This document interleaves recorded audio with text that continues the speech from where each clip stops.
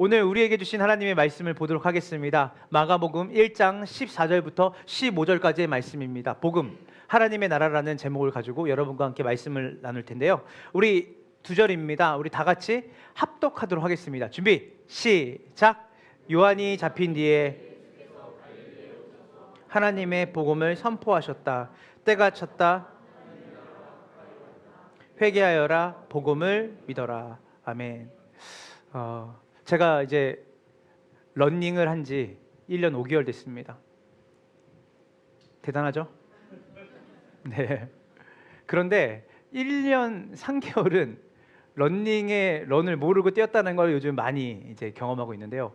무릎이 너무 아픈 거예요. 그리고 속도도 잘 안 나고, 그리고 숨도 많이 차고, 그래서 내가 뭔가 잘못됐나 보다 해서 부지런히 이제 유튜브를 몇십 차 봤습니다. 러닝 잘하시는 분들. 그래서 제가 유튜브 딱 키기만 하면 다 러닝밖에 안 나와요. 그러니까 막 쇼츠도 러닝. 그래서 하라는 대로 다 따라했어요. 그래서 이제 2달 동안 속력이 중요한 게 아니라, 속도가 중요한 게 아니라 방향이다 이런 말 하고 싶은 게 아니라, 속도가 중요한 게 아니라 케이던스가 중요하더라고요. 그리고 이 심박수가 중요하더라고요. 그래서 속도는 버리자. 그래서 이 케이던스가 뭐냐면 얼마나 발을 그 시간 안에 잘 구르냐예요. 그러면 이렇게 발을 딱딱딱딱딱딱딱 쪼개서 잘 구르면 어디에 무게가 덜 가겠어요? 무릎이나 발목이나 이런 장단지에 이제 덜 가는 거죠. 그래서 케이던스를 늘리는 거에 집중하니까 뛸 때 너무 바빠졌어요. 예전에 뛸 때는 보폭을 넓게 하니까 그냥 멋있게 뛰려고 이렇게 뛰었다면 지금은 그냥 오두방정을 덜면서 뜁니다. 막 따다다다다다다다다. 네. 참미담이 어떤 건지 알죠? 탕탕탕탕탕탕탕 계속 뜁니다. 네, 우리 예은자매가 또 미소를 짓는데, 네, 땅땅땅땅 이렇게 뛰어요. 뛰는데 이렇게 케이던스를 뛰다 보니까 속도가 안 나는 거예요. 그래서 에라 모르겠다 하고 또 뛰고 나면 또 숨이 너무 못 차고, 케이던스는 늘어나고 무릎은 아프고. 그래서 제가 이제 유튜버가 하라는 대로 해야겠다 해서 그렇게 2달을 하니까 제가 원래 보통 이제 5km, 6km를 뛰면 막 이렇게 심박수가 170을 넘어올 때가 많았어요. 여러분 170이면 어느 정도인지 아세요? 예, 말하면 죽습니다. 말하다가 옆에 사람들 말을 못 걸어요. 서로 말을 못 할 정도인데. 근데 이제는 150 중반 떨어졌어요. 지난주에는 제가 10km를 2번 뛰었습니다. 근데 이제 161, 159 이렇게 뛰었어요. 케이던스는 175까지 나오더라고요. 무릎이 안 아파요. 그리고 호흡도 다 뛰고 나서 호흡도 막 헛거리는 게 아니라 되게 여유가 생기더라고요.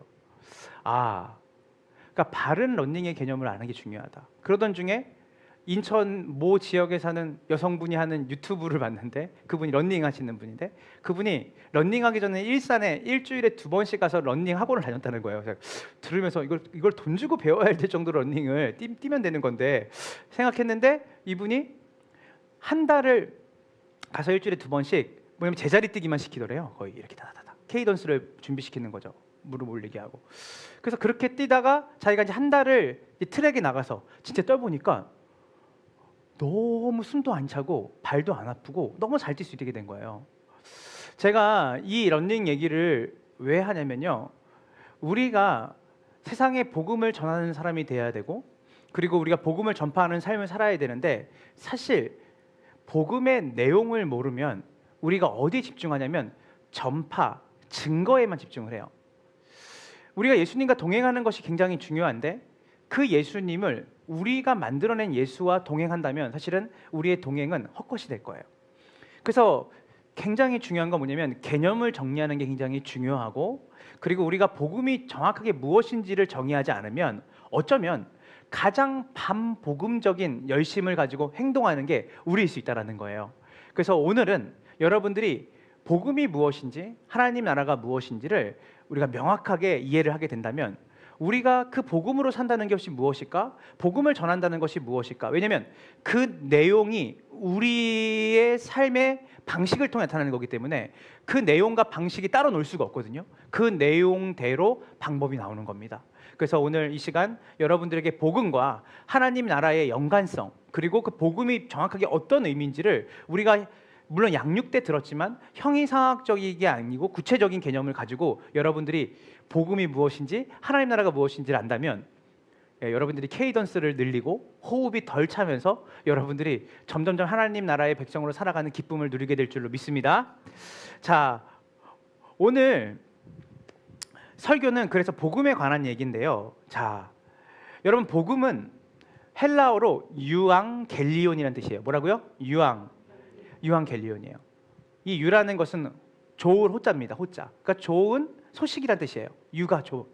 자, 근데 이제 우리가 처음 딱 구약을 말라기까지 보고 신약을 넘어오면 우리가 마태복음, 마가복음, 누가복음, 요한복음을 뭐라고 말하죠? 복음서라 그래요. 왜 복음서라 그럴까요? 네, 한번 생각해 봐야 돼요. 왜 복음서냐면요, 복음에 관한 이야기이기 때문에 복음서예요. 근데 우리는 그 사복음서의 주인공이 누구죠? 다 예수님이에요. 그래서 예수님이 즉 뭐예요? 복음이에요. 복음은 예수님이에요. 그러니까 예수님 존재 자체가 복음이고 예수님이 행한 모든 일들이 복음에 관한 이야기예요. 이해되십니까? 그래서 우리가 자 사복음서, 마태복음, 마가복음, 누가복음, 요한복음 읽자는데 복음에 대한 얘기가 어디 있지가 아니라 예수님에 대한 이야기가 나오는데, 왜냐하면 예수님 자체가 뭐기 때문에? 복음이기 때문에요. 그래서 예수님이 행하신 모든 일들은 바로 복음에 관한 일이에요. 믿으십니까? 자, 오늘 이 첫 번째 대지를 통해서 제가 여러분들에게 이제 복음에 대해서 차근차근 설명할 건데요. 자, 우리 한번 첫 번째 대지를 크게 한번 읽어볼게요. 준비, 시작. 때가 찼다. 하나님이. 자, 여러분 예수님이 이 복음서에 딱 등장하셨어요. 오늘 14절을 보니까 요한이 잡힌 후에, 이게 되게 중요해요. 자, 요한은 어떤 사람이냐면요, 따라해 보세요. 마지막 선지자. 요한은 뭐라고요? 여러분이 구약에만 선지자가 있는 게 아니라 마지막 선지자로서 활동한 게 누구냐면 요한이에요. 그래서 이걸 잘 이해해야 돼요. 선지자가 하는 일은 뭐냐면 예언하는 거예요. 누구에 대해서? 하나님 나라의 완성과 하나님 나라의 시작과 하나님 나라의 복음이 어떻게 우리에게 오는지에 대해서 하나님의 의도와 하나님의 생각을 뭐예요? 이 땅에 있는 이스라엘 백성들한테 알려주는 게 요한이에요. 그러니까 요한은 선지자의 역할을 마지막까지 한 거예요. 자, 선지자의 역할이 끝나요. 왜 끝나는지 아세요? 예, 왜냐하면 진짜 선지자, 진짜 왕, 진짜 예언자, 제사장이 오기 때문이에요. 자, 중요해요. 그래서 이 세례 요한이 잡힌 후에라는 말은, 이제 세례 요한은 이제 그 이후로 죽습니다. 근데 세례 요한을 뭐라고 말하냐면 왕의 길을 예비하는 사람이라고 말해요, 선지서에서는. 그러니까 세례 요한의 역할은 세례 요한 자체가 가지고 있는 어떤 중심성이 있지 않아요. 세례 요한은 앞에 자기의 뒤에 오실 누군가에 대해서 소개하는 사람으로 있어요. 선지자는 자기 자신을 드러내지 않아요. 선지자는 철저하게 하나님의 뜻을 이 땅에 드러내는 사람이에요. 근데 마지막 선지자란 말은 뭐냐면 더 이상 선지자가 필요하다, 안 필요하다? 필요 없다는 거예요. 왜냐하면 진짜 하나님의 마음을 가진 자가 올 거고 진짜 왕이 올 거고 진짜 제사장이 올 거기 때문에 이 세례 요한을 우리는 마지막 선지자로 우리는 보는 거예요. 자, 이 요한이 잡힌 후에 이제 요한의 역할은 끝났어요. 왜냐하면 진짜 선지자가 오기 때문에, 진짜 왕이 오기 때문에요. 자, 그래서 마가복음 1장 15절을 우리가 함께 다 같이 볼게요. 준비, 시작.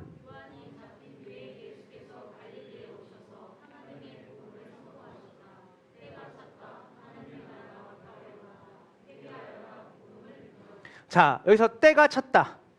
때가 찼다. 목욕탕의 때는 아닙니다. 네. 오늘 분위기 좋은데요? 네. 여러분 이 때라는 것은 타임이에요. 시간이에요. 근데 우리 지금 11시 46분이다 말할 때 이거를 뭐라 하냐면 헬라어로 크로노스라 그래요. 크로노스. 시간, 초, 분, 이 모든 것들은 우리가 생각하는 이 시간을 크로노스라 그러는데 여기서 말하는 이 때는 따라해 보세요. 카이로스. 이건 뭐냐면 하나님의 때라는 뜻이에요. 하나님의 시간. 그래서 하나님의 시간과 여러분이 정해놓은 시간이 잘 맞아요? 안 맞아요? 안 맞아요. 이래서 우리가 분통이 터지잖아요. 아, 내가 원하는 시간에 하나님 이러셨으면 좋겠는데 하나님의 시간과 우리의 시간은 다를 때가 많아요. 그런데 중요한 건 뭐냐면 하나님은 반드시 자신이 정해놓은 시간에 하나님의 뜻을 이루세요, 안 이루세요? 그래서 우리가 필요한 게 뭐냐면 인내가 필요한 거예요. 때로는 우리에게 가장 중요한 건 뭐냐면 하나님의 시간에 대한 신뢰가 굉장히 중요해요. 자, 근데 여기서 말하는 때는 카이로스일까요? 크로노스일까요? 카이로스죠. 하나님의 시간이에요. 자, 여기서 뭐라냐면 때가 찼다. 그러면 뭐냐면 하나님의 시간이 왔다는 뜻이에요. 하나님이 원래 의도하시고 정해놓은 시간이 됐다. 그러니까 우리가 약속 시간이 됐다 하는 것처럼 하나님의 시간이 됐다라는 거예요. 자, 그러면 이 어떤 시간이 됐다라고 하는 걸까? 이때가. 자, 우리 이사야 52장 7절을 함께 봅시다. 이사야 52절 준비 시작. 놀랍고도 반가워라. 희소식을 전하려고 산을 넘어 달려오는 저 발이요, 평화가 왔다고 외치며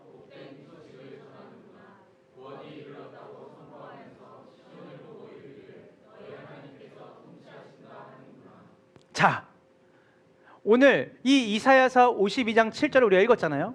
이것과 오늘 마가복음 1장 14절 15절은 레퍼런스예요. 이거 연결해서 봐야 되는 거예요. 자, 지금 뭘 말하는 거냐면 이 바벨론의 포로에 유배에 있던 그 이스라엘 백성들, 그러니까 그 이방인의 통치와 다스림 속에서 이들이 당하는 것은 우리가 일제 치하만 생각해도 얼마나 고통스러웠겠어요. 그렇죠?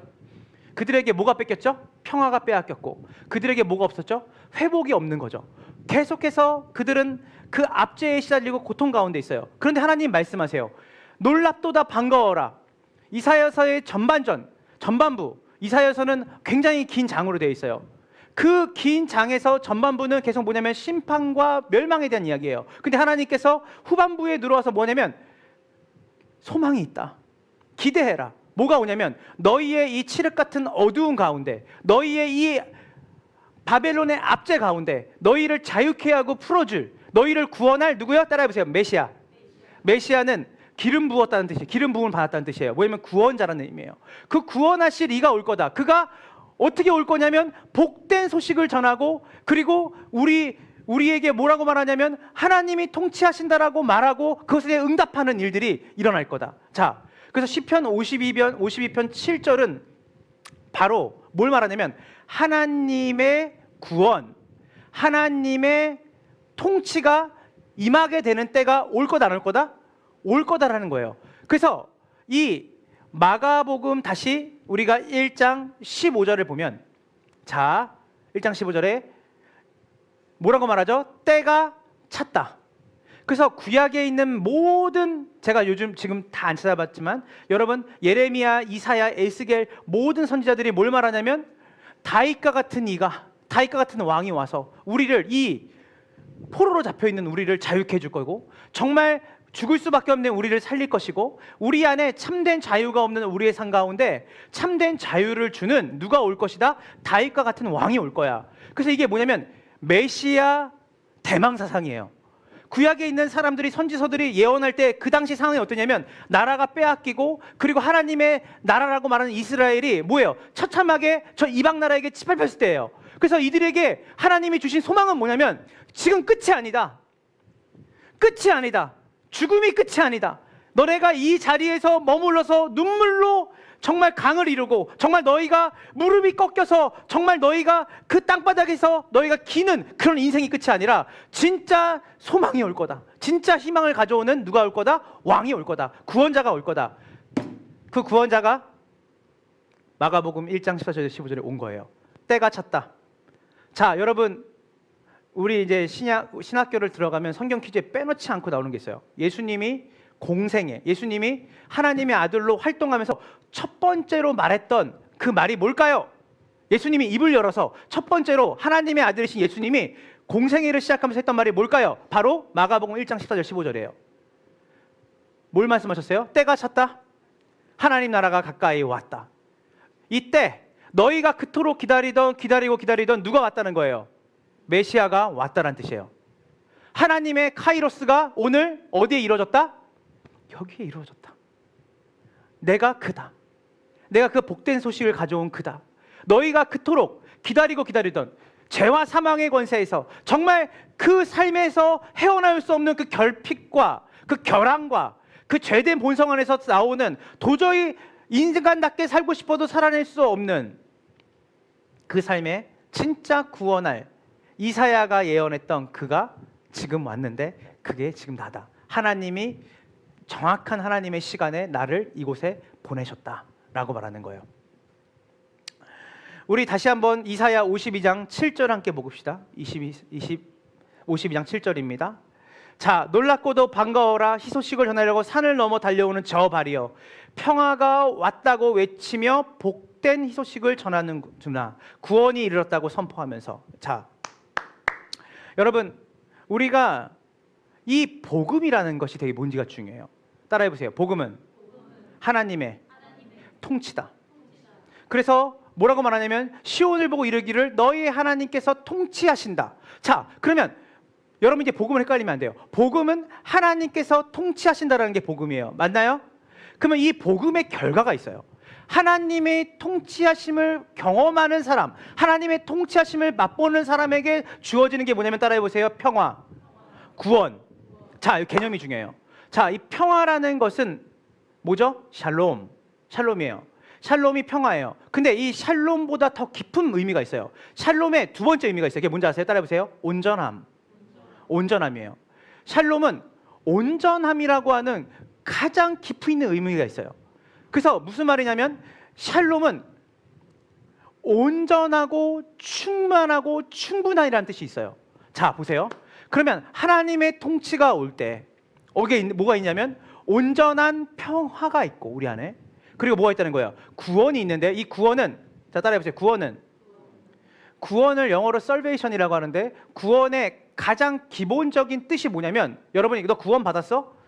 선생님 오늘 죽어도 천국 갈 수 있습니까? 구원 받았습니까? 이 구원은 천국 가는 티켓이 아니에요. 구원의 가장 기본적인 의미가 성경이 초지일관 말하는 게 뭐냐면 따라해보세요.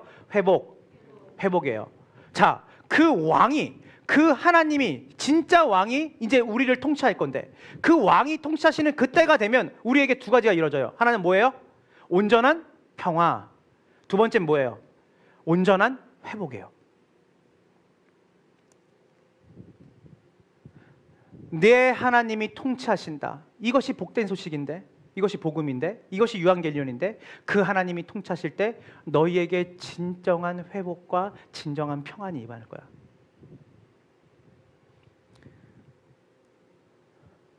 이때 우리가 이제 잘 들어야 되는 게 뭐냐면, 이 소식을 예수님이 이 말씀을 하실 때 듣고 있던 사람들의 배경이 중요해요. 지금 예수님이 하나님 나라가 때가 찼다, 하나님 나라가 가까이 왔다 라고 말할 때 이것을 듣고 있는 사람들의 배경이 뭐냐면 로마 제국의 압제 아래 있었단 말이에요. 자, 여러분 이걸 이해할 필요 있어요. 이스라엘 사람들은 단 한 번도 자기들이 자유인이 됐다고 생각했던 적이 언제부터 없냐면요, 바벨론에 패망하고서부터. 여러분 아시죠? 이스라엘이 멸망했잖아요. 남유다가 북이스라엘이 멸망했던 거 기억하시죠? 오래전에 멸망했어요. 멸망했는데 멸망하고 나서 그들이 바벨론에서 어디를 넘어갔어요? 페르시아로 넘어갔어요. 그러니까 뭐냐면 그들을 지배하던 주인만 바뀐 거예요. 그래서 아수르, 바벨론, 페르시아는 뭐예요? 헬라라고 말하는, 여러분 잘 아는 것처럼 알렉산더 대왕이 온 세상을 지배하고 호령할 때, 그때도 이 이스라엘은 거기에 압제당하고 속국으로 있었어요. 그 다음에 누가 지배했어요? 로마였어요. 그러니까 이들에게 있어서 뭐냐면 단 한 번도 그들이 주권을 하나님께 드리고 그들이 살았던 적이 한 번도 없어요. 그들의 황제는 누구냐면 알렉산더의 헬라의 내장군이었고, 그리고 여러분 로마가 점 찍어준 왕이 누구냐면 헤롯이었어요. 유대의 왕을 유대인이 세운 게 아니에요. 로마가 지정해줘요. 그러니까 단 한 번도 이들은 자기네에게 진정한 포로에서 자유케 해주는 그 왕을 경험해 본 적이 없는 거예요. 그래서 이들한테 뭐가 있냐면 누가 우리를 이 포로기에서 건져낼 것인가. 오랜 역사 동안에 단 한 번도 자유함을 맛보지 못하는 자기들에게 진정한 자유를 줄 구원자는 누구인가. 그래서 예언자들이 계속해서 다윗 같은 왕, 다윗이 살아 돌아오는 게 아니라 다윗의 후손으로 오는 왕에 대해서 끊임없이 신약 성경의 구약 성경에는 그 왕이 오시면 너희가 이 포로 생활이 끝날 거다. 그 왕이 오시면 진정한 평화가 올 거다. 그 왕이 오시면 진정한 나라의 회복이, 그리고 너희의 삶의 회복이 있을 거다. 그래서 이 회복에 대한 얘기를 그 사람들이 계속해서 하고 있었고 기다리고 있는 찰나였어요. 근데 여러분, 지금 예수님이 말씀하실 때 때가 찼다, 하나님의 나라가 가까이 왔다. 따라해보세요. 하나님의 나라. 자, 여러분 여기서 중요한 건 뭐냐면, 여러분 우리가 지금 신약 성경을 뭘로 보는 거냐면 원래 헬라어로 보고요. 구약은 무슨 어냐면 히브리어예요. 그래서 잘 보세요. 하나님이 히브리인들에게 하나님의 말씀을 주셨어요. 무슨 말인지 알아요? 그런데 나중에 헬라어가 공용어로 쓰이는 거예요. 뭘로? 지금 말하면 영어처럼 쓰이는 거예요. 이 당시에. 그러니까 뭐예요? 이 하나님의 말씀을 이 당시에 있던 사람들, 로마의 제국 아래 있던 사람들에게 이 하나님 말씀을 전하기 위해서 뭐가 필요할까요? 번역이 필요한 거예요. 그래서 이 번역하는 과정 속에서 여러분 잘 아시겠지만 언어는요 무공해가 없습니다. 무공해가 없어요. 제 멘토가 성경을 번역하는 언어 번역가예요. 근데 이분이 뭐라고 하냐면 모든 언어는 오염이 돼 있대요. 어떤 언어? 오염. 그 시대의 문화와 환경에 그 오염이 그 언어가 거기에 문화와 환경에 노출되어 있기 때문에 순수하게 성경이 말하는 의도를 나타내기 쉽지 않아요. 무슨 말인지 아세요? 그래서 우리가 지금 우리 아이들 사랑이가 쓰는 언어를 제가 못 알아듣는 것도 있죠. 왜냐하면 그 아이가 쓰는 문화와 그 아이가 쓰는 언어가 그 문화 환경에 영향을 받기 때문이에요. 그래서 영어도 그렇고 다 모든 게 온천히 반하는데 사실 이 신약 성경은 헬라어고 그 당시에 공용어였던 마치 영어와 같은 헬라어였고 그리고 이 유대인 그리스도인들이 사실은 이것을 온 세상에 전하기 위해서는 이 성경이 히브리어로 된 그 개념들이 헬라어로 번역됐어야 됐어요. 이거를 70인역이라고 해서 우리가 지금 보는 70 성경이 신약 성경이 된 거예요. 자, 그러면 볼게요. 제가 왜 하나님 나라를 얘기하고 싶냐면 여러분 하나님 나라라는 뜻이 뭐냐면 바실레이아 투 데우예요. 그러니까 뭐냐면 바실레이아가 뭐냐면 나라라는 뜻이에요. 나라. 자, 근데 여러분 이 바실레이아가 어디서 왔는지 아세요? 따라해 보세요. 말쿠트. 이게 히브리어예요. 말쿠트가 뭐냐면 명사예요. 따라해 보세요. 통치. 그래서 야훼 야쿠투가 말쿠투가 야훼 말쿠투라는 이 단어가 바실레이아 투 데우로 번역된 거예요. 자, 근데 이게 왜 중요하냐면요. 지금도 우리에게 나라라는 개념이 헬라식에 있는 사람들이 이 나라를 딱 들었을 때 어떻게 들었는지 아세요? 그 헬라에 있는 언어에서는 이 나라라는 개념이 영토와 영역에 대한 개념이었어요. 무슨 말인지 이해돼요? 그러니까 헬라인들이 이걸 들었을 때는 땅이 얼마나 넓은지 하나님 나라라고 하면 영토, 영역에 대한 거예요. 우리가 천국이라는 단어가 사실은 마태식의 표현이지만 사실은 하나님의 나라가 천국이랑 동의어예요. 천국이랑. 그래서 우리는 어떻게 해석했냐면 너 예수님 믿으면 천국 가는 거 알아 할 때 우리는 천국을 뭐냐면 어떠한 그 나라에 대한 개념을 우리는 어떤 영역, 또 다른 공간, 장소로 했단 말이에요. 그런데 원래 성경에서 말하는 하나님 나라는 야훼 말쿠트인데 이게 뭐냐면 통치라는 것. 우리가 엠멜레크, 엔 샬롬 배웠죠? 사사기 배울 때 왕이 없으면 뭐가 없다는 거예요. 여기서 엔 왕이 없으면 엠멜레크예요. 이 멜레크에서 나온 명사형이 뭐냐면 말쿠트예요. 뭐 말이냐면 통치라는 개념이에요. 그래서 하나님의 나라라고 할 때 원래 이걸 이렇게 바꿔야 되는 거예요. 하나님의 통치예요. 근데 우리가 번역상으로 하나님의 나라, 천국 이렇게까지 말하니까 우리가 계속해서 어떠한 공간적인 개념, 장소적인 개념으로 이렇게 접근하다 보니까 우리가 하나님의 나라를 여러 번 설명해야 되는 거예요. 사실은 원래 하나님이 히브리인에게 줬던 하나님의 그 언어는 뭐냐면 야훼 말쿠트인데 이 야훼 말쿠트가 번역이 돼서 바실레이아 투 데우 하나님의 나라로 바뀐 거예요. 그래서 자, 여기서 이제 우리 이렇게 말할 수 있죠. 때가 찼다 하나님의 나라 말할 때 그 하나님의 나라가 뭐예요? 하나님의 통치가 왔다. 그래서 여러분들이 이걸 잘 기억해야 돼요. 이 개념이 잘 설명돼야 돼요. 아까 복음은 뭐라고 말했죠? 하나님의 통치라고 했어요. 하나님의 다스림. 구원과 평화가 왔다 우리에게. 그러면서 뭐를 말해요? 시온산에게 하나님이 뭐 하신다? 통치하신다.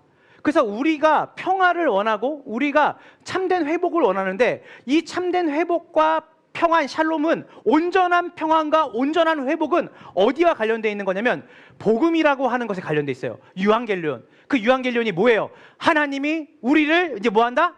다스리신다. 하나님이 우리의 왕이 되신다. 하나님이 이 모든 세상의 주권자 되신다. 이것이 때가 차서 이루어졌는데 예수님이 시간과 공간을 찍고 구약에서 예언되었던 그대로 그분이 약속하신 그대로 하나님의 시간의 때에 우리가 기다렸던 시간이고 우리가 쟀던 시간이 아니라 하나님의 시간에 그분이 오심으로 이제는 하나님 나라가 시작이 됐다. 이게 때가 찼다라는 의미예요.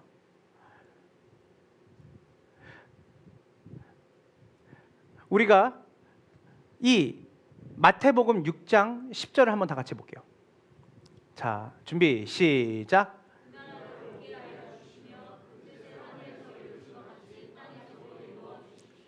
이거 아시죠? 나라의 임하옵시며 뜻이 하늘에서 이루어진 것 같이 땅에서도 이루어지리라.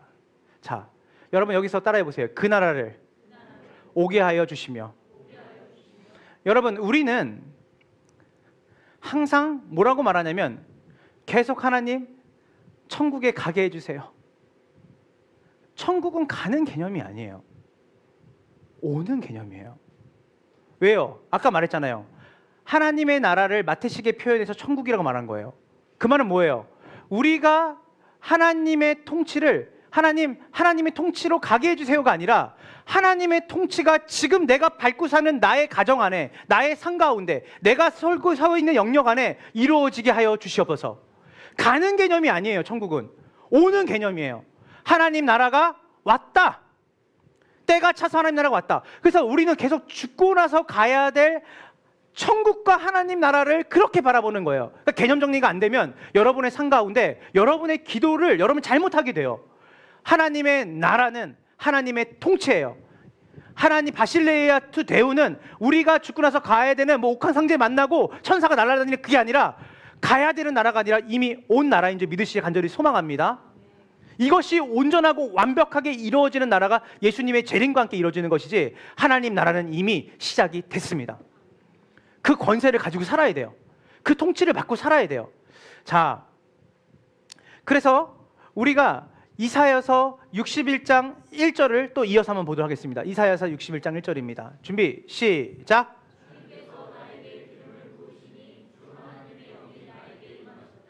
주님께서 나를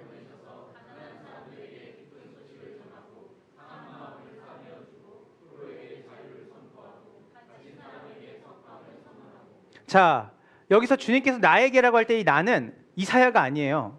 바로 앞으로 오실 왕에 대한 얘기예요. 여러분 여기서 주님께서 나에게 뭘 부으사? 여러분 기름은 이 당시에 구약에서는 새 사람에게만, 새 직종에게만 기름을 부었어요. 왕, 선지자, 제사장이었어요.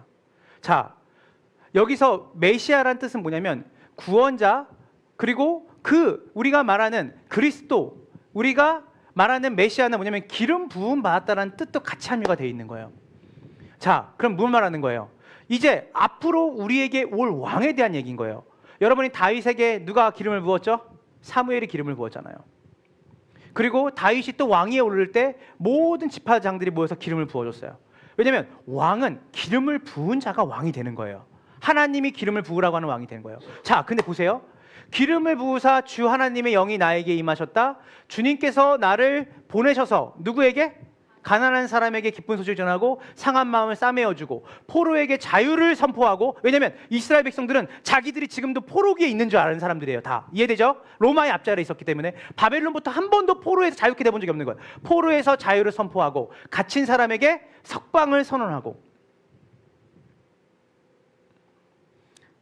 이게 뭡니까?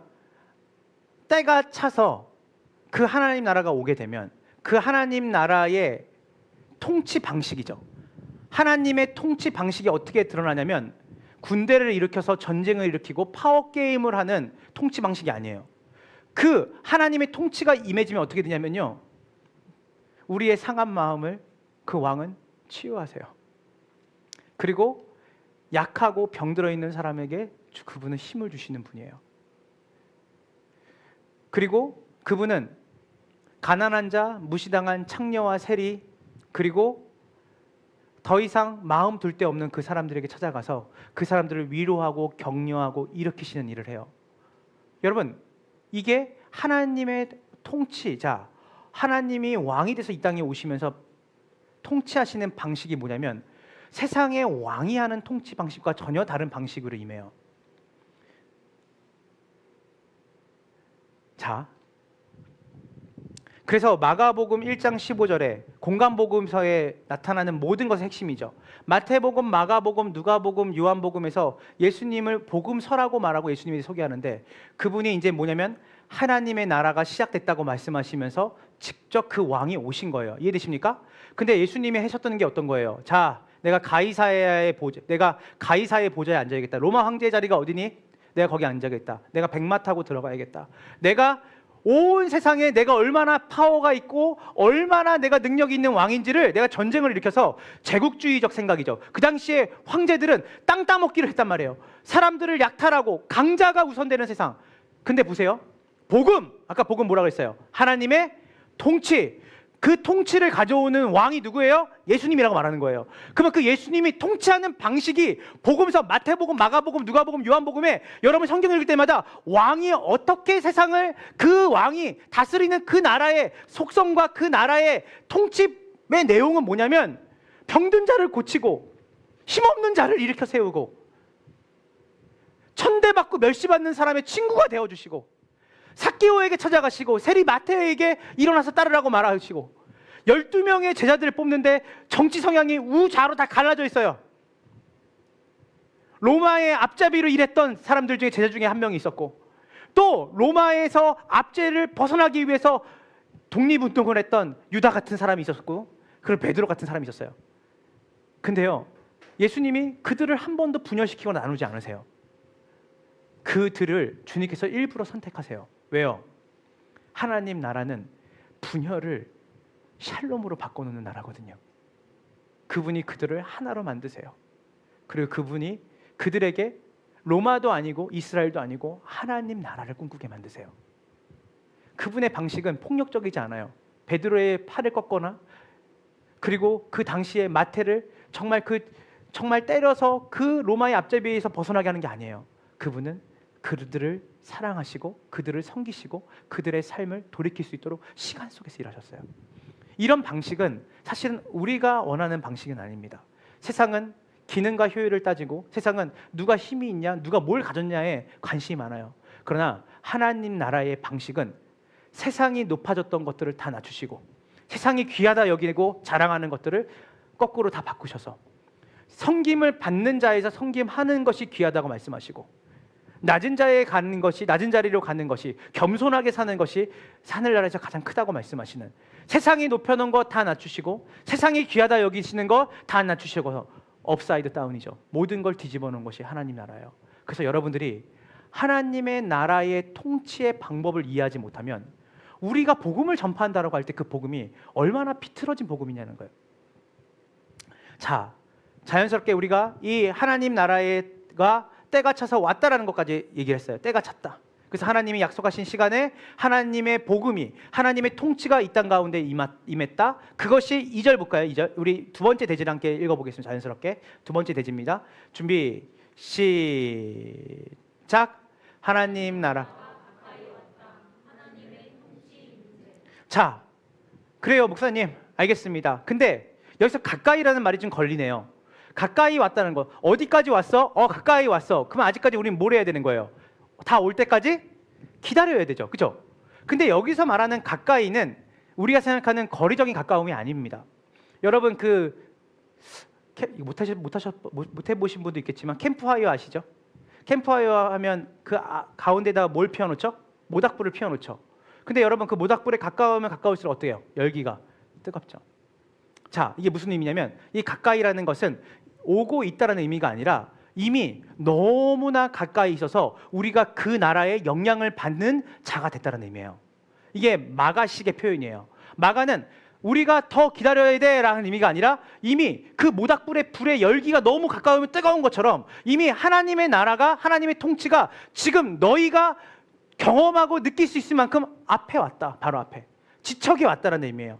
자, 여러분 우리가 하나님 나라가 언제 올까? 아까도 얘기했지만 가야 되는 것일까? 아니죠. 하나님 나라가 예수님과 함께 이미 왔습니다. 여러분의 가정에 하나님 나라가 아까 말했던 것처럼 가까이 왔다라는, 즉 예수님이 이미 우리 가운데 오셔서 우리의 하나님의 통치가 시작됐다라는 것이 여러분들에게 믿어진다면 여러분의 가정 안에 이제는 하나님의 통치가 너무나 실제가 되고 현실이 돼서 그 하나님이 진짜 우리 가정에 계시는구나, 정말 우리의 삶에 하나님께서 함께 하시는 것을 우리가 기다리는 게 아니라 죽고 나서 누리는 게 아니라 지금 현재 누릴 수 있다는 것을 말씀하시는 거예요. 자, 우리 이 왕이신 하나님 나라, 이걸 이렇게 바꿀 수 있죠. 하나님의 통치, 그 왕이신 그분이 정말 예수님이라는 것을 우리가 어떻게 또 증명할 수 있을까? 로마서 1장 2절부터 4절입니다. 다 같이 읽어볼게요. 준비 시작.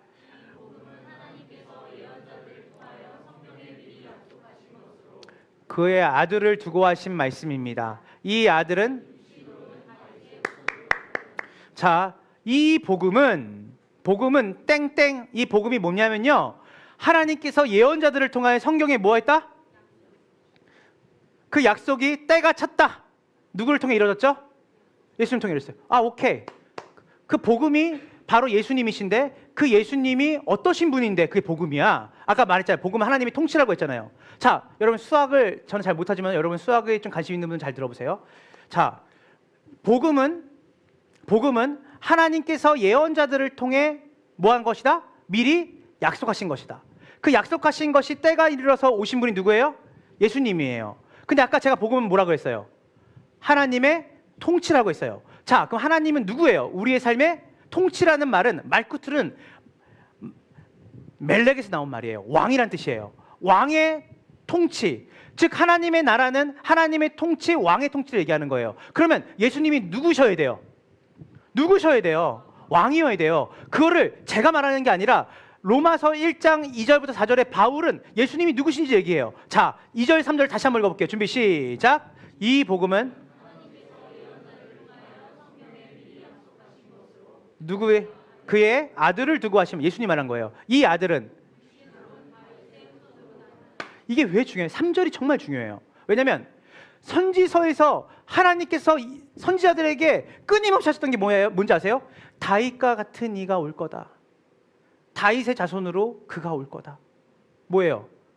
다윗은 왕이에요, 왕. 그 왕의 혈통으로 누가 온다? 유다 지파의 왕으로 누가 오신다? 예수님이에요. 그래서 여러분 요한계시를 보면 유다 지파의 사자예요. 예수님은 유다 지파의 왕이에요. 성경은 허투루 써져 있는 게 하나도 없어요. 바울이 뭐라고 말하냐면 수많은 유대인들에게 이렇게 얘기하는 거예요. 그 당시에 있는 사람들에게 뭘 얘기하냐면 특별히 구약에 있는 유대인들, 로마에 있는 교회들에게 얘기를 한 거예요. 뭐라고 얘기하냐면 지금 우리는 더 이상 기다릴 필요가 없다. 다윗의 혈통으로 누가 오셨다는 거예요. 이게 뭐예요?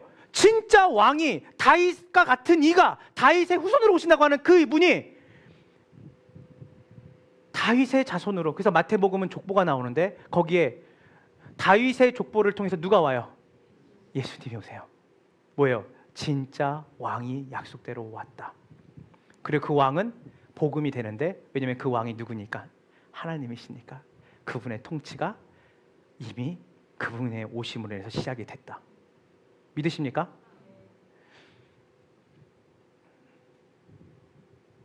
그래서 우리가 예수님이 왕이시기 때문에 그분의 선포하심이죠. 그래서 이분이 내가 왕이 온 거예요. 그래서 이런 거예요. 지금 로마의 황제가 다스리는 것 같이 보이는 이 나라에, 이 제국에 진짜 왕이 왔다. 때가 찼다. 기다리고 있었지. 멋진 폭발이에요. 사실은 이거는. 너희가 그토록 기다리던, 그 당시에 유대인들이 그토록 기다리던, 온 세상이 그토록 기다리던 진짜 왕이 왔다. 그때가 여기 임했다. 하나님 나라가 가까이 왔다. 하나님의 통치가 너희가 열기를 느끼는 것처럼, 모닥불에 피어오는 열기가 느껴지는 것처럼 지금 너희 앞에 나타났다. 그러면서 뭐라고 말하냐면 세 번째 대지를 갑시다. 세 번째 준비 시작. 자, 우리 15절을 고정해 주세요. 네, 15절. 자, 우리 다 같이 읽어볼게요. 시작.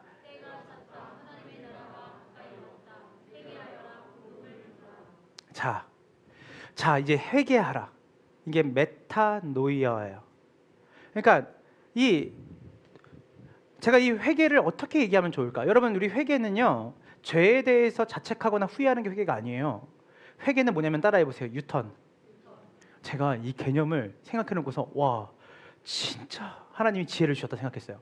회개는 뭐냐면 유턴이에요. 유턴. 여러분 유턴 해보신 적 있어요? 네, 뭐 걷다가도 유턴하잖아요. 운전하다 유턴하고. 저는 유턴을 참 많이 합니다. 그 말은 무슨 말일까요? 제가 잘못된 길을 참 많이 들었어요. 운전하다가. 제가 길치거든요. 그래서 항상 제가 습관인데 정해놓은 시간에 가면 항상 정해놓은 시간을 넘겨요. 왜냐면 유턴을 한 3-4번 하거든요. 여기서 빠져나가면 안 되는데 여기서 빠져나가서 다시 돌아와서 이렇게 고속도로에서 유턴도 많이 했습니다. 제가. 아무튼 그 유턴은 뭐냐면 유턴의 의미는 뭐냐면 내가 가는 길이 틀렸다는 거예요. 이 길로 가면 안 돼요. 돌아서서 가야 되는 거죠. 그래서 회개는 뭐냐면 회개하라, 하나님 나라가 가까웠다. 이 말이 뭔 말이에요? 너희가 세상 나라의 사람으로 사는 자리에서 이제는 뭐 해라는 거예요? 유턴하라는 거예요. 이제는 누가 왕으로 왔으니까? 이제는 가이사가 너의 왕이 아니다.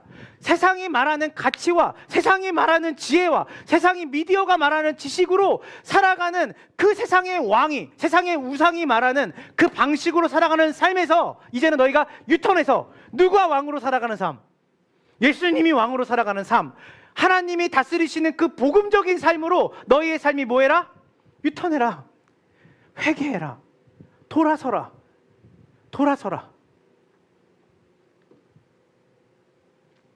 여러분, 우리가 살아가는 세상, 저는 예전에 이제 여러분이 아시겠지만 여기 나이가 다들 있으시니까 어느 정도, 자, 여기 청소년들이 없죠. 우리가 아이돌이라는 말 많이 쓰잖아요. 아이돌. 여러분, 이 아이돌이라는 말을 외국 분들이 오시면 한국에, 여러분 아이돌은 원래 우상이라는 뜻이거든요. 우상. 근데 제가 이번에 성경국 대회 때 선교사님들 만나서 선교사님 이런 말해요. 아니 한국에 몇십 년 만에 왔는데 아이돌이 이렇게 많냐고. 쟤도 아이돌이라는 거야. 그래서 한국은 우상 나라냐는 거야. 그래서 제가 아니 그게 아니라 이거는 원래 한류고 뭐 이렇게 하니까 이분이 다 알아요. 근데 이제 뭐 이렇게 많다는 이렇게 얘기하시는데, 그러니까 우리가 이게 굉장히 재밌는 표현이지만 사실 우리가 살아가는 세상 가운데 우상이라는 건 뭐냐면 하나님보다 사랑하는 대상이거든요. 원래 우상의 의미는 하나님보다 내가 사랑하고 귀하게 여기는 게 다 우상이 돼요. 그게 자녀면 자녀가 우상이 되고, 돈이면 돈이 우상이 되고, 그리고 그게 명예면 명예가 우상이 돼요. 여러분, 하나님의 통치가 우리의 삶으로 올 때 우리 안에 뭐가 일어나냐면요, 충돌이 일어나요. 왜냐하면 지금까지 우리가 살았던 방식은 세상 나라의 방식으로 살았거든요. 돈과 명예와 권력을 남들보다 세상의 법에 의해서, 세상의 논리에 따라서 세상의 가치를 남보다 더 많이 갖는 것이 성공이고, 남들보다 더 많은 높은 자리에 올라가는 게 명예고, 그것이 힘이 되어진 세상 가운데 그렇게 되기 위해서 좋은 대학 가야 되고, 그렇게 되기 위해서 남을 둘러볼 여유가 없죠. 왜냐면 지금 내 먹고 사는 것도 코가 석자인데 누구를 위해 살아? 사실은 우리가 어떻게 보면 세뇌가 됐죠. 여러분 응답하라 1988을 우리가 보면서 왜 많은 사람들이 한 번도 1988년도 살아본 적이 없는 사람들이 왜 그 때를 보면서 다 눈물을 흘리고 그때를 왜 그리워할까요? 우리 안에 양심의 법이 있거든요. 내가 없어도 옆집에서 나를 도와주고 월세를 못 내고 그 집이 불법으로 넘어가는 상황이 벌어질 때 그거를 십시일반 도와서 돕는 일들을 보면서 우리가 눈물이 나는 거예요. 왜냐하면 우리 안에 오래된 하나님과의 기억으로 양심에 새겨져 있는 게 있거든요. 공동체성이라는 게. 하나님 나라의 삶이 이제 우리 가운데 회복이 됐어요. 여러분의 왕이 바뀌었고 여러분이 살아왔던 방식이 이제 바뀌어야 되는 것이고, 왜냐면 여러분의 법이 바뀌었어요. 근데 뭐가 힘드냐면 우리가 여전히 세상의 법이 어릴 때부터, 제가 가장 많이 들었던 거, 죄송합니다 여기 부모님이 계시지만, 너 항상 우리 장석이가 머리가 되고 꼬리가 되지 말게 하시며. 저는 머리가 돼야 되는 줄 알았어요 늘. 근데 머리가 되려면 뭐 해야 돼요? 꼬리를 잘라내야 돼요 계속. 여러분, 우리가 잘못 생각하는 게 뭐냐면 세상의 방식은 너희가 세상적인 가치로 성공하는 방식으로 복음을 전하라고 말해요. 여러분, 제가 말씀드릴까요? 100년 사이에 한국 안에 엄청난 고도 성장이 일어나고 신속한 성장이 일어났어요. 여러분, 우리가 요즘 교계에서 그리고 선교계에서 누구 세우지 말자는지 아세요? 세상적으로 성공한 사람 세우지 말자고 해요. 간증할 때. 왜 그런지 아세요? 그들의 삶이 복음적이지 않아요. 그리고 오히려 그들 때문에 간증할 때는 멋들어지게 하나님 이렇게 복 주셨다고 말하는데 한 1, 2년 지나면 다 엎어져 있는 거예요. 예수님이 마가복음 10장 25절 함께 다 같이 볼게요. 마가복음 10장 25절에 준비 시작. 부자가 여기서 말하는 부자는 뭘까요? 여러분이 잘 아는 것처럼 이 부자는 물질을 하나님보다 더 사랑하는 사람이에요. 왜 그럴까요? 우상이 있는 거예요, 마음 안에. 왜냐하면 자기의 삶을 유지하고 보존하고 안전을 주장할 수 있는 것이 재물에 생겼어요. 예수님이 뭐라고 하냐면 그 재물을 팔아서 가난한 사람에게 나눠줘라. 그리고 나를 따르라. 예수님을 따르는 것보다 자기의 재물을 지키는 편이 더 낫다고 선택했어요, 그 사람이. 우리의 가장 큰 고민이 뭔지 아세요? 하나님 나라의 통치를, 하나님의 통치를 받고 살아갈 것인가, 세상의 통치를 받고 살아갈 것인가. 이것이 여기 정보로는 우리가 잘 들을 수 있어요. 그러나 실질적으로 우리가 자녀를 키우고 우리의 삶을 영위해 나갈 때 수많은 선택의 순간에서 정말 미워 죽겠는 사람한테 하나님 나라의 통치를 받는 자로서 하나님이 삭개오를 어떻게 대하셨고 죄인된 나를 어떻게 대하셨는지를 깊이 생각하면 하나님 나라의 방식이 내 삶 가운데 작동이 돼야 되는데 내 안에는 세상 나라의 방식이 있는 거예요. 악은 악으로 갚아야 돼. 근데 악을 선으로 갚으라고 말씀하셨잖아요. 막 누구에게 구제를 하면 막 알리고 싶어 입이 근질근질해. 드러내지 말고 들켜라. 세상은 드러내라고 하죠. 여러분 한번 잘 생각해 보세요. 우리 교회가 좀 좋은 일을 했어요. 그래서 언론사를 부르는 거야.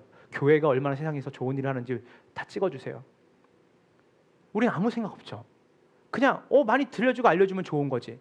세상 사람 도전받으면 좋은 거 아니야? 주님이 단 한 번도 그런 방식으로 교회가 유명해지라고 한 적 없어요.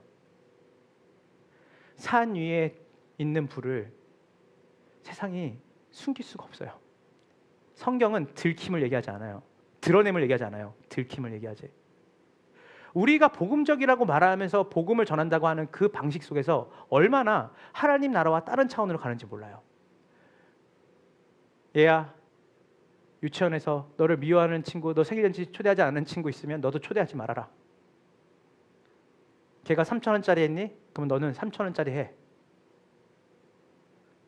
어쩌면 저도 여러분도 우리 안에 세상의 가치가 우상이 돼서 뼛속 깊이 새겨져서 이 복음과 충돌할 때 세상의 가치가 우리의 모국어로 나올 때가 너무나 많다는 거예요.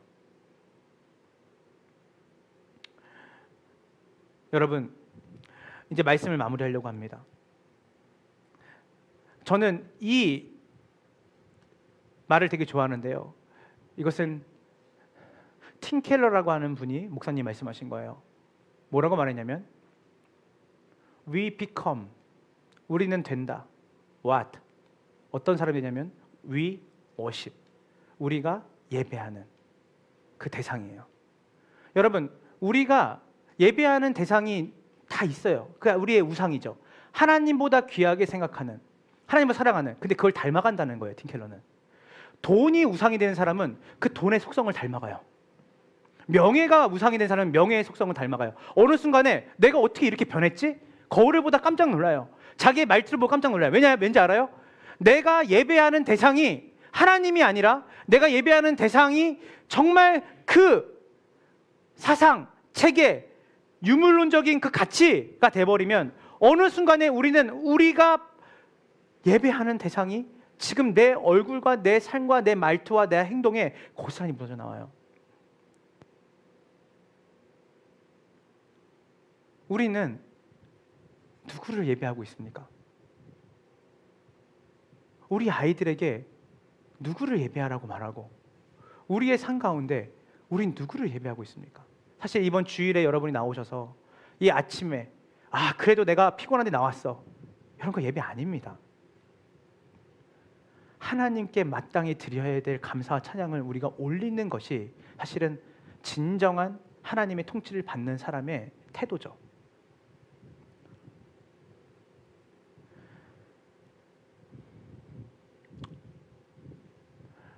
예수님을 따르는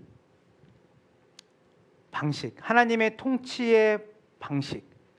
여러분, 저는 그 방식을 여러분들과 함께 이제 팔복으로 나누려고 합니다. 이제 마무리할게요. 여러분, 우리 팔복 아시죠? 심령이 가난한 자는 복이 있나니, 애통하는 자는 복이 있나니, 의에 줄이고 옥마른 자는 복이 있나니. 안 읽을게요. 다 배부를 것이요. 자, 여러분, 이 복이 뭘까요? 이제 여러분이 알 거예요. 복음, 유앙겔리온이 뭘까요? 하나님의 통치예요. 즉 이거를 바꿔 말하면 이렇게 하는 것이죠. 예수님을 따르는 거예요. 자, 하나님의 통치를 받는 것이 가장 큰 복인데 그 통치를 받으면 나오는 우리의 뭐냐면 리액션이 있는 거예요. 뭔지 알아요? 애통하는 자가 돼요. 자신에 대해서 애통해요. 아, 이렇게 살면 안 되는데. 눈물이 나요. 살지 못하는, 하나님 말씀대로 잘 따라가지 못하는 내 삶이 너무나 죄송스럽고 해서 눈물이 나요. 내가 손해봐서 눈물 나는 게 아니라. 그리고 뭐예요? 의에 줄이고 목말라요. 불의한 세상을 보면 마음에 분노가 일어나요. 어떻게 저렇게 불의한 일을 일삼는 사람들. 그래서 나라를 위해 기도가 나오고 세상을 향한 기도가 나와요. 그리고 뭐예요? 심령이 가난해져요. 하나님의 통치를 받으면 하나님을 더 따르고 싶고 하나님의 통치에 마치 고양이가 그 주인의 품을 파고드는 것처럼 그 하나님을 더 파고들고 하나님을 더 욕망하고 싶고 하나님으로 더 채워지고 싶은 마음이 강해져요. 여러분, 그래서 이 복은요, 하나님의 통치를 받는 복이고 하나님의 통치를 받을 때 나오는 것이 뭐냐면 진정한 평화와 진정한 회복인데 그것이 뭐냐면 애통하는 자로, 의에 줄이고 목마른 자로, 그리고 주의 말씀을 따라 살아가는 일에 박해가 따라와요. 제가 요즘이 아니죠. 사실은 저는 청년부 그 전에 중고등부 사역도 오래 했습니다. 이렇게 사역하면서 느끼는 게 뭐냐면 항상 이거예요. 부모와의 갈등이에요. 적당히 예수 믿어. 그렇게까지 예수 믿을 필요가 있어? 바울이 들었단 말이에요. 바울이 로마의 벨릭스라는 총독 앞에 잡혀왔어요. 바울은 그 당시에 로마의 시민권을 가졌고 가말리엘이라고 하는 그 당시에 유대교의 가장 산헤드린 공회의 2인자였어요. 그때는 신정이 일치가 되어 있는 상황이었어요. 유대교가. 거기에서 쉽게 말해서 국회의장급 되는 사람에게 말씀을 배우고 그의 제자가 됐던 사람이 바울이에요. 로마의 시민권도 가지고 있고 그러면서 동시에 유대인들 중에서도 유대인이었어요. 근데 그런 바울을 벨릭스는 이해할 수가 없었어요. 왜냐하면 로마의 총독이었거든요. 네가 왜 이따위로 살아? 네가 로마의 시민권을 가졌고 네가 배울 만큼 배웠고 돈, 명예, 권력을 따라 살아갈 수 있는 사람인데 왜 예수를 따르고 전하는 일 때문에 이렇게 포박당해서 내 앞에 서 있어야 돼? 뭐라고 말하는지 아세요? 바울아, 네가 미쳤다. 내 머리로는 넌 미친 거다. 근데 바울이 어떻게 말인지 알아요? 총독이요. 당신도 내가 결박되는 거 빼고는 나처럼 미쳤으면 좋겠습니다. 하나님 나라가 시작이 됐습니다. 이 팔복을 얘기하고 우리가 놓치는 부분이 있거든요. 이 마태복음 우리가 8개의 복을 얘기하잖아요. 하나님의 통치를 받는 것에 대한 복이에요. 세상이 말하는 결과가 전혀 다릅니다. 애통하는 자가 되고 의에 줄이고 목마른 자가 되고 박해받는 자가 돼요. 근데 이것에 대해서 예수님 말씀하시면서 마태복음 5장 14절 16절을 연이어서 얘기해요. 이게 연이어서 여러분 이해를 해야 이해가 됩니다. 준비 시작. 또 사람이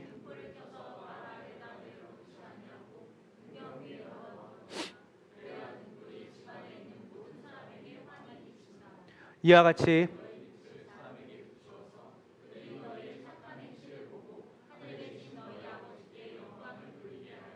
아멘. 이게 뭡니까? 바로 팔복 뒤에 있어요. 이 말을 제가 쉽게 얘기하자면 이겁니다. 자, 너희에게 내가 팔복을 주겠다. 나의 통치와 다스림을 주겠다. 통치와 다스림을 받은 너희는 세상에 나가서 그 복을 뭐해라? 전해라. 나누라. 제가 아까 무슨 말 했어요?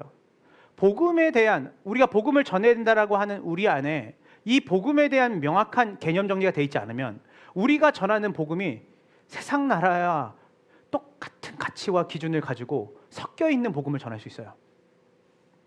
예수님 믿으면 부자 돼? 예수님 부자 되는 사람 많더라. 그거 복음 아닙니다. 예수 천당 불신지옥? 엄밀히 말해서 복음 아닙니다. 복음은 하나님의 통치를 받는 거예요. 천국 가는 티켓이 아니에요. 여기서 하나님 통치를 받지 못한 사람은 죽어서도 하나님 통치가 없습니다. 하나님의 통치는 이미 시작이 됐어요.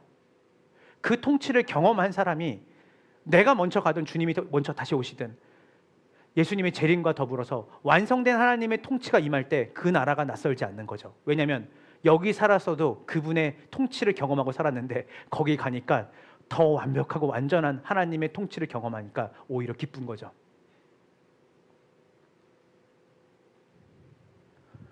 팔복의 내용은 우리가 이 땅에서 성공해서 복받는 내용이 아닙니다. 오히려 하나님의 통치를 받게 되면 이타적으로 또한 내 삶을 통해서 하나님의 나라가, 하나님의 통치가 보여지는 건데, 그것이 이기적인 우리의 모습이고 정말 뼛속 깊이 돈, 명예, 권력을 추구하는 그것과 닮은 모습으로 우리가 교회를 다닌다라고 하는 그 겉포장지만 가지고 우리가 그 사람들에게 복음을 전한다면 그 복음 자체는 성경이 말하는 복음이 아닐 가능성이 큽니다. 여러분을 통해서 애통하는 자가 더 많아지기를 원합니다. 여러분을 통해서 의에 줄이고 목마른 자가 더 많아지기 소망합니다. 여러분을 통해서 하나님만이 내 삶의 왕이 되신다라는 고백을 가지고 살아가는 사람들이 더 많아지기를 원합니다. 그게 복입니다. 말씀을 마무리하면서, 제가 예전에 저희 교회 제가 사역했던 교회 청년들도 있는데, 제가 그 서서평이라고 하는 이 쉐핑이라는 분이에요. 근데 이분이 독일 여자 선교사죠. 이분이 이제 우리나라 와서 특히 호남 지역에서 의료 선교를 오래 했습니다. 원래 간호사 출신인데요. 이분이 오셔가지고 몇 년 동안 하셨냐면 1912년, 여러분 1912년 한번 잘 생각해 보세요. 그 당시에 우리나라의 환경이 어땠을 것 같은지. 12년은 정말 조선 땅이 어둠 속에 있던 시기입니다. 그때 32살에 처녀의 몸으로 이 땅을 밟고 가장 가난하다고 하는 지역이 호남 지역이었어요. 그때 이 여성이 그 호남 땅에 가서 선교사로 갑니다. 몇 년 동안? 22년 동안 치열하게 복음을 전해요. 여러분, 복음을 전한다는 게 사형리를 전한 게 아니에요. 예수 천당 불신족을 전한 게 아니에요. 하나님의 통치가 그 여인에게 임했을 때 그 여인은 하나님의 통치의 방식이 어떻게 자기를 통해 이 조선 땅에 보여줘야 되는지를 너무나 명확하게 잘 이해한 사람이었어요. 이 여인은 고아, 과부, 장애인들을 위해서 자기의 젊음을 들였습니다. 22년 동안. 특히 광주의 기독병원을 설립한 사람이 쉐핑입니다. 그리고 처음으로 맹인 학교를 만든 것도 쉐핑이에요. 이 쉐핑이, 죄송합니다, 죽어요. 몇 살 때 죽냐면 54살에 죽습니다. 54살에 죽을 때 이 영화를, 그때 우리가 이 영화가 서평에 대한 영화가 상영했을 때 제가 전화해서, 배급선 전화해서 우리 청년들 전체가 토요 예배를 안 드리고, 그때 청년 예배 토요 예배였는데 극장을 빌려서 극장에서 이 영화를 보는 걸로 예배를 드렸던 적이 있습니다. 같이 보는데 이 여인이 죽고 나서 이 여인의 서서평에 전기를 쓴 사람이 이렇게 말해요. 그 조선의 딸이 되었던 독일 처녀. 독일의 처녀인데 이 사람은 조선의 딸처럼 살았대요. 사실은 서서평은 뭐라고 말하냐면, 나는 독일에서 태어나서 조선의 사람으로 살았던 게 아니라 하나님의 사람으로 살았습니다. 이 사람이 1934년에 자기가 섬기던 분들이었어요. 누구였냐면 다 병들린 사람들, 힘들고 어려운 사람들을 너무 가까이서 돌보다 보니까 그 병에 걸려서 자기가 병사예요. 근데 1934년 6월 28일자 동아일보에서 제목을 이렇게 뽑았습니다. 보리밥, 된장국과 고무신을 끌고 생활, 자기 몸과 재산을 돌보지 않고 심력을 교육과 의료 자선에 삶을 드린 사람. 이제 이분이 죽었을 때 이제 유품을 정리하러 선교사님들이 간 거예요. 근데 그의 침대 밑에 있는 걸려있던 좌우명을 보게 됐어요. 좌우명. 그러니까 늘 서서평이 눈 떠서 그가 자기 전에 봤던 좌우명이 있었어요. 여러분 너무 잘 아는 얘기입니다. Not success, but service였어요. 성공이 아닙니다. 섬김입니다. 자기의 삶. 근데 이 쉐핑의 서서평의 not service, but service라고 말하는, success, but service라고 말하는 이거는 누구냐면 바로 누구의 가르침이면 예수님이셨어요. 예수님은 낮고 낮은 이 땅에 오셔서 우리에게 왕이신 그분이 통치하는 세상의 모든 것들을 업사이드 다운, 뒤바꿔 버리는, 성공을 위한 삶이 아니라 더불어 함께 살아가는 삶, 결핍된 자를 위로하는 삶. 세상의 로마 황제는 팍스 로마나라고 외치면서 신과 권력이 중심이 되고 수치의 문화를 만들어내서 수치스러운 일을 당하는 사람들이 더 이상 세상에 살 수 없게끔 살아가는 정책을 했던 그 문화를 만들었던 로마 시대 때 예수님은 수치와 좌절 속에 살아가는 사람을 찾아가셔서 그들을 위로하고 기꺼이 마지막에는 자기의 전부를 내어줌으로 죄와 수치 속에 죽어가는 우리를 위해 구원하신 놀라운 섬김을 하신 예수 그리스도. 우리 안에 왕이 바뀌었다면, 우리 안에 정말 그 복음이 하나님의 통치가 복음이라면 우리 안에 살아가는 삶의 방식과 우리의 생각과 우리의 언행이 바뀌어야 되지 않을까 싶습니다. 자녀를 키우는 것도 좋은 스펙 쌓고 성공하고, 최근에 제가 존경하는 어떤 평론가 이 말하더라고요. 그렇게 서울대 가고 법대 가고 그렇게 성공했던 사람들, 특별히 지금 미국에서 일어나는 여러 가지의 일들, 세계 최고의 재벌과 교육을 받았고 했던 사람들의 벌어지는 행태가 약한 사람들 것 더 뺏어먹고 강한 사람들은 더 강해지는 구조가 아니라, 진정으로 우리가 하나님 나라가 지금 세상 나라의 그 틈을 비집고 우리 가운데 왔다면, 아이가 혼란스러워할 때 엄마 이거 어떻게 살아야 하냐고 할 때 세상 나라는 끝났다, 이제 우리는 하나님 나라가 우리 가운데 왔다, 이게 복음이다. 얘야.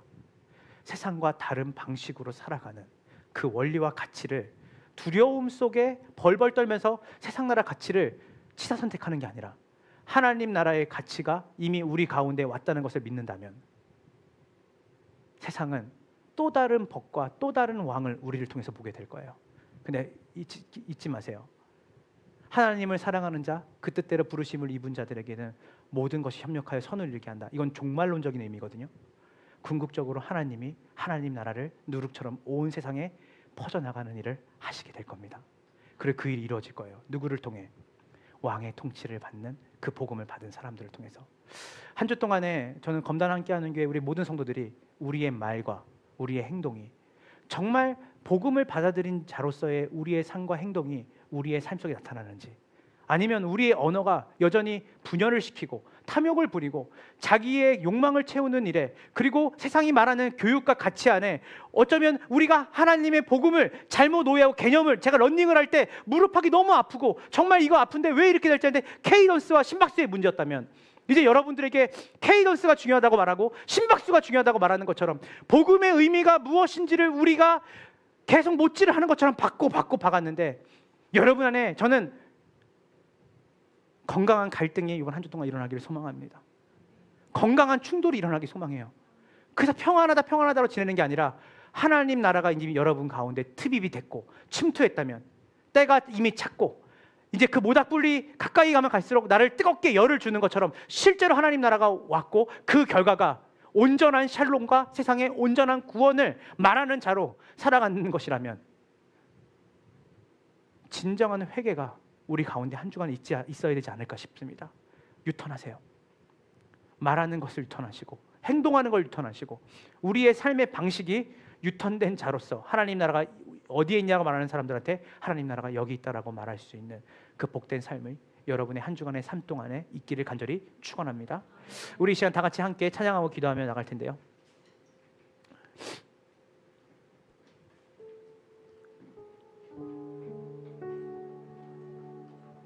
제가 요즘 이제 진성 리더십이라는 책을 읽는데, 이하여대 교수가, 경영학 교수가 쓴 책입니다. 한번 추천할게요. 근데 이분이 이렇게 말해요. 자기가 이하여대 교수로 수많은 경영자들을 만나고 가르치고 했는데, 자기가 생각할 때 가장 한국에는 전 세계가 본받을 만한 위대한 기업이 하나 있다.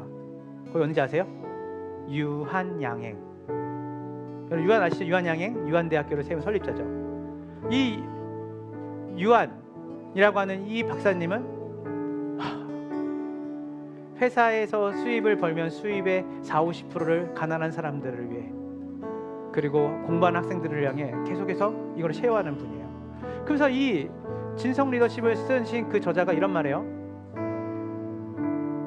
기업은 이윤으로 그 기업이 위대한 기업이 평가받는 게 아닙니다. 수많은 기업들은 있고 없어집니다. 유한양행은 망할 수가 있죠, 이러더라고요. 그런데 유한양행이 가졌던 그 가치, 더불어 함께 살아가는, 공생하는 가치, 약자들을 위해 자기의 것들을 내어주는 가치는 200년, 300년이 흘러도 우리의 자랑거리로 남을 겁니다. 독실한 기독교인이에요. 저는 우리가 교회를 열심히 다니는 것이 기독교인이 아니라 우리가 헌금을 많이 내는 것으로 기독교인이 되는 게 아니에요. 하나님의 통치가 나의 삶을 통해. 여러분 이제 추수감사주일이 다가옵니다. 여러분 플렉스 하세요. 저는 추수감사주일 더 헌금 많이 냈으면 좋겠습니다. 제가 헌금 신고 잘 안 하는데, 왜냐하면 그때 여러분이 주신 헌금으로 우리보다 더 가난한 교회들 의자 놔줄 겁니다. 우리보다 더 가난한 교회들, 목회자들. 지난주에 우리 박두진 목사님 오셨잖아요. 교회가 좀 여러 가지 어렵습니다. 그래서 우리가 강당 교류할 때 서로 사례를 안 주기로 했어요. 왜냐면 그냥 선물 자그만 거 하나씩 주기로 했어요. 교회에서 빵이든. 근데 우리가 사례를 했습니다. 우리만. 그때 박두진 목사님 연락이 왔어요. 아니 개척교회가 우리보다 돈도 없을 텐데, 근데 목사님이 지금 사례를 안 받고 계시거든요. 교회 여러 가지 어려움 때문에. 줬는데 이런 말씀 하시더라고요. 진짜 마음도 어렵고 삶도 어려운데 이때 주는 작은 한 사례, 큰 돈도 아닙니다. 사례인데 제가 그랬어요. 사례비가 아니라 후원입니다. 같은 교회로서. 그래서 목사님 힘내세요 했더니 너무 힘이 나고 감격이 되고 기쁨이 된대요. 고맙다고 몇 번을 얘기하시는 거예요. 여러분, 교회가 여러분 작다고 해서 작은 게 아닙니다. 교회가 크다고 해서 큰 것도 아닙니다. 우리가 작지만 더 작은 교회, 더 힘없는 교회를 얼마든지 도울 수 있습니다. 여러분, 해야 되니까 하지 마시고 하나님 나라에 여러분의 삶으로 우리 교회가 드릴 수 있을 때 드리고, 또한 또 여러분의 개인적인 삶 안에서 주님이 우리에게 액수를 얘기하지 않아요. 주님이 여러분에게 큰 걸 요구하지 않아요. 500원의 믿음이면 500원만 내세요. 2,000원이 있으면 300원치를 바꿔서 그 여러분 걸 나누세요.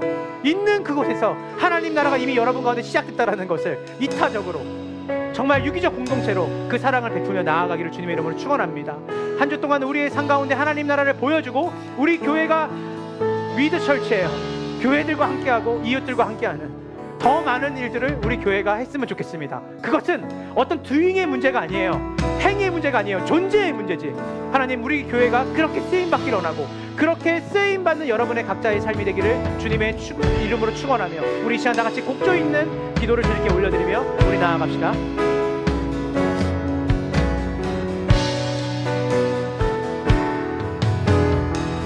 어두운 세상의 한 줄기빛, 어두운 세상의 한 줄기빛, 말씀이신 그분 육신되어, 말씀이신 그분 육신되어 이곳에 오셨네. 누구를 위해? 그의 자녀들을 위해 그가 지으신 세상 위에 십자가 사랑, 십자가 사랑, 구원의 반석 위에 교회를 세우시고 주의 나라 이루셨네. 주께 경배하며 일어서리. 회복과 부흥을 위하여 주께서 승리하신 이 나라 우리 통해 다시 세우시리라. 어두운 세상에 한 줄기빛 때가 찼죠. 어두운 세상에 한 줄기빛. 요한은 얘기하죠. 말씀이신 그분, 말씀이신 그분 육신되어 이곳에 오셨네. 그의 자녀들을 위해 그가 지으신 세상 위에 십자가 사랑, 구원의 반석 위에 교회를 세우시고 주의 나라 이루셨네.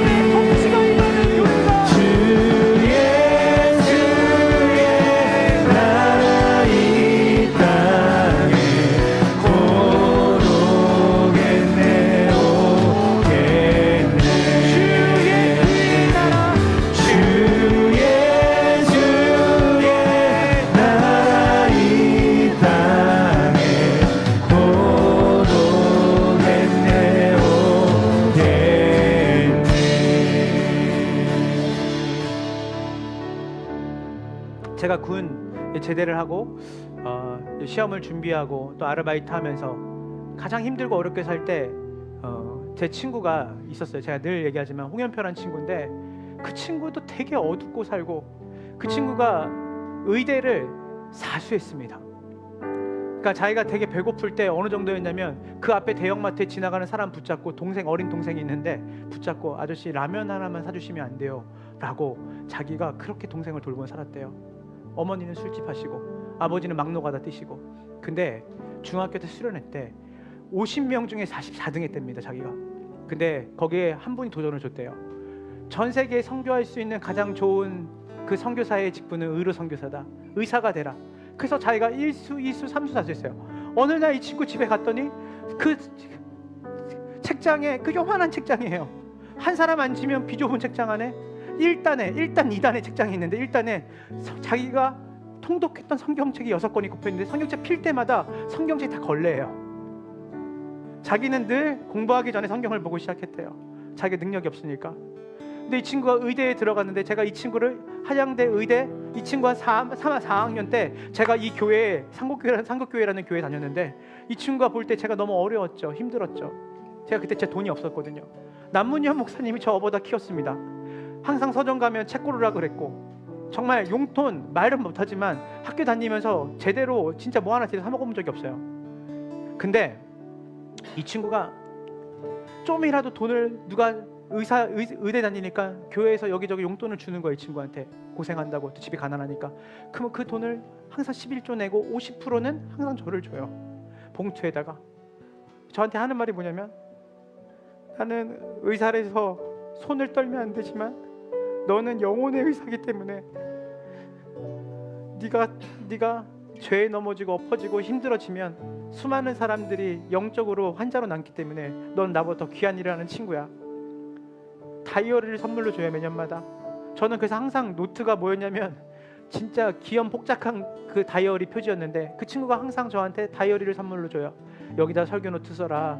그리고 투두리스트를 만들어라 장서가. 그렇게 해서 너 가면 너는 진짜 내가 볼 때 하나님이 급하셔서 너를 지금 이렇게 감하게 부르시는 것 같아. 가장 캄캄했던 어두웠던 시절에 그 친구가 저의 빛이 됐습니다. 자기 걸 나눴어요. 자기도 힘든데 환경 어려운데 하나님 나라는 그렇게 우리의 인생에 찾아옵니다.